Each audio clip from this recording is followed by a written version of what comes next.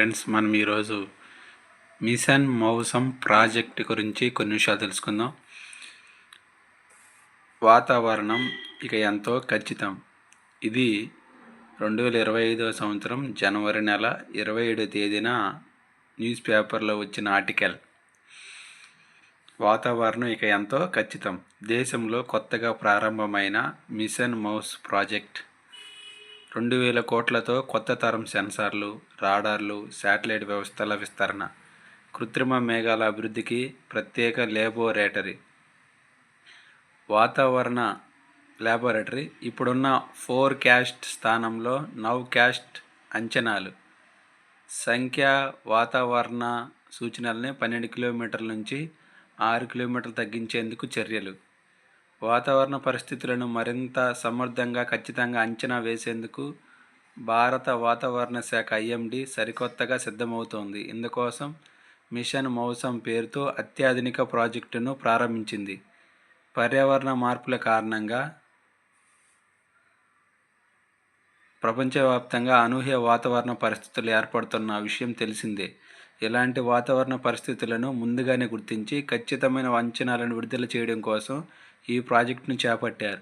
ప్రధానమంత్రి నరేంద్ర మోదీ ఇటీవల ఈ ప్రాజెక్టును ప్రారంభించారు. ఆర్టిఫిషియల్ ఇంటెలిజెన్స్, మెషిన్ లెర్నింగ్ వంటి అత్యాధునిక టెక్నాలజీ ఈ ప్రాజెక్టు కోసం ఉపయోగించుకోవడానికి సన్నద్ధమయ్యారు. మిషన్ మౌసం ద్వారా వచ్చే 5 ఏళ్లలో 2000 కోట్లను ఖర్చు పెట్టాలని ఇప్పటికే కేంద్రం నిర్ణయించింది. ఖచ్చితమైన అంచనా కోసం వాతావరణ ప్రక్రియలో సంక్లిష్టత, పరిశీలనలు, మోడలింగ్ ప్రక్రియలో పరిమితుల కారణంగా ఉష్ణమండల వాతావరణం ముందస్తుగా అంచనా వేయడం ఇబ్బందికరంగా మారింది. సమాచారం విస్తృతంగా లేకపోవడం, సంఖ్యా వాతావరణ న్యూమరికల్ వెదర్ పరిధిలో 12 కిలోమీటర్లు మాత్రమే ఉండటంతో స్వల్పకాలిక వాతావరణ మార్పులను అంచనా వేయడం సవాలుగా మారిందని వాతావరణ శాఖ భావిస్తోంది. అందువల్లే భారీ వర్షాలు, వరదలు, కరువులు, మేఘాల విస్ఫోటనాలు, ఉరుములు, పిడుగుపాట్లు, కుంభవృష్టి వంటి వాటిని ఖచ్చితంగా అంచనా వేయడం అసాధ్యంగా మారుతుంది. ఇందుకోసమే సంఖ్యా వాతావరణ సూచనలన్నీ న్యూమరికల్ వెదర్ ప్రిడిక్షన్ పరిధిని 6 కిలోమీటర్లు తగ్గించేందుకు ప్రయత్నాలు చేస్తోంది.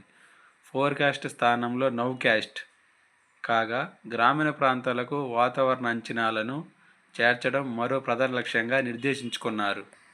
ఫోర్కాస్ట్ స్థానంలో నౌకాస్ట్ కాగా, గ్రామీణ ప్రాంతాలకు వాతావరణ అంచనాలను చేర్చడం మరో ప్రధాన లక్ష్యంగా నిర్దేశించుకున్నారు. తద్వారా వ్యవసాయానికి అవసరమైన ఖచ్చితమైన అంచనాలను అందించాలని భావిస్తున్నారు. ఇప్పుడు ఫోర్కాస్ట్ ముందస్తు అంచనాలు స్థానంలో నౌకాస్ట్ తక్షణ అంచనాలు వ్యవస్థను వచ్చే 5 ఏళ్లలో అమలుకు తీసుకురానున్నారు. ప్రస్తుతం నౌకాస్ట్ 3 గంటలు ముందుగా ఇస్తుండగా దాన్ని 1 గంట తగ్గించాలని భావిస్తున్నారు. వాతావరణ మార్పులపై సమర్థ అవగాహన, ముందస్తు అంచనా నిర్వహణకు సంబంధించి భారత వాతావరణ శాఖ, ఉష్ణమండల వాతావరణ కేంద్రం, మధ్యస్థ శ్రేణి వాతావరణ ముందస్తు అంచనాల కేంద్రం కలిసి ఈ మిషన్లను అమలు చేయనున్నాయి. కృత్రిమ మేఘాల కోసం ల్యాబ్.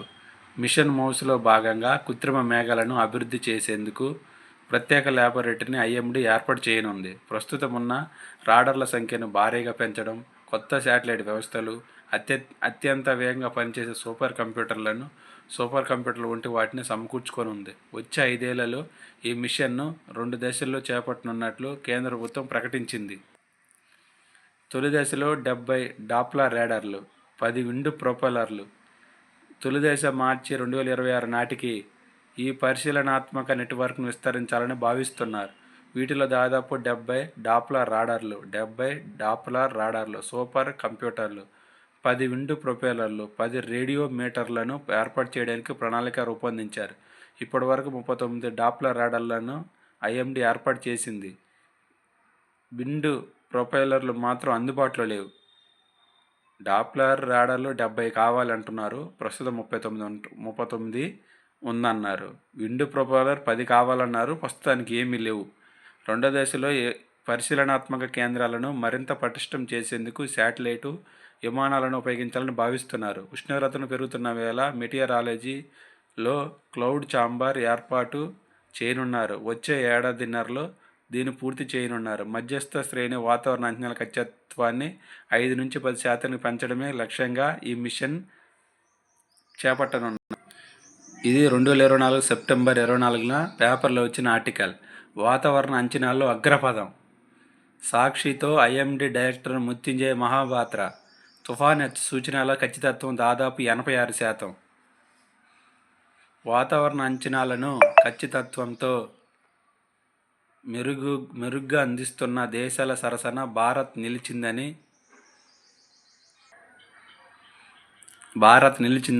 భారత వాతావరణ కేంద్రం ఐఎండీ డైరెక్టర్ జనరల్ డాక్టర్ మృత్యుంజయ మహాపాత్ర తెలిపారు. మిషన్ మౌసంలో భాగంగా అన్ని రాష్ట్రాల్లో రాడార్ల ఆధునీకరణతో పాటు ప్రజలకు వాతావరణ సమాచారం ఎప్పటికప్పుడు చేరవేసేలా సాంకేతికతను అందిపుచ్చుకుంటున్నట్లు చెప్పారు. రెండేళ్లలో దేశవ్యాప్తంగా 50 ప్రాంతాల్లో కొత్త రాడార్ స్టేషన్లు ఏర్పాటు కానున్నట్లు వెల్లడించారు. ఈరోజు వచ్చిన పేపర్లో ఏం చూసాం, 70 రాడార్లు, డాప్లర్ రాడార్లని విన్నాం.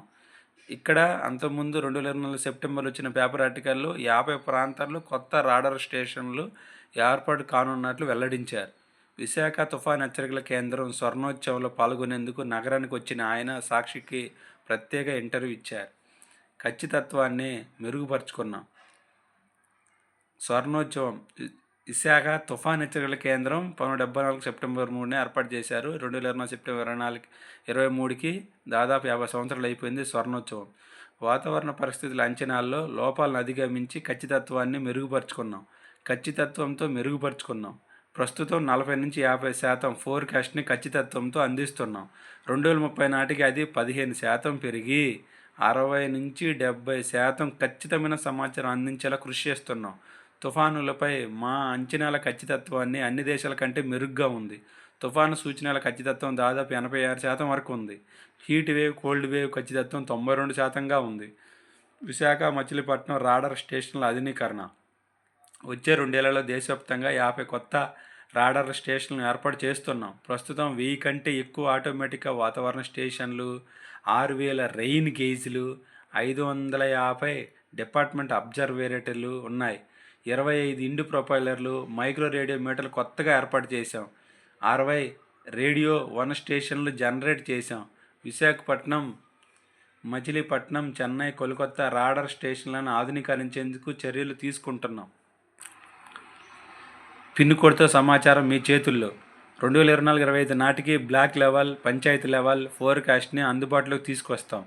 సాధారణ ప్రజలు సమాచారం తెలుసుకునేలా మౌసం మొబైల్ యాప్ తీసుకొచ్చాం.